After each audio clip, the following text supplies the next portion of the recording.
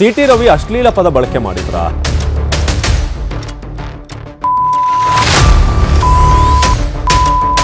ಅಶ್ಲೀಲವಾದಂತಹ ಪದವನ್ನ ಬಳಸಿದ್ದಾರೆ ಅಂತ ಹೇಳಿ ಲಕ್ಷ್ಮೀ ಹೆಬ್ಬಾಳ್ಕರ್ ಅವರು ಆರೋಪವನ್ನ ಮಾಡ್ತಾ ಇದ್ದಾರೆ. ನಾನು ಅವ್ರು ಯಾವ ಬಗ್ಗೆನೂ ಆ ರೀತಿ ಪದ ಬಳಕೆ ಮಾಡಿಲ್ಲ.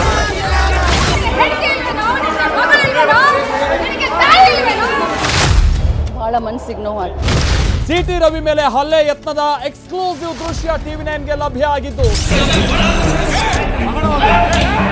ಶಾಸಕನಿಗೆ ರಕ್ಷಣೆ ಇಲ್ಲ ಅಂದ್ರೆ ಇಲ್ಲಿ ಕಾನೂನು ಸುವ್ಯವಸ್ಥೆ ಇಲ್ಲ. ಸಿಟಿ ರವಿ ವಿರುದ್ಧ ದೂರು ನೀಡಿದ ಲಕ್ಷ್ಮೀ ಹೆಬ್ಬಾಳ್ಕರ್.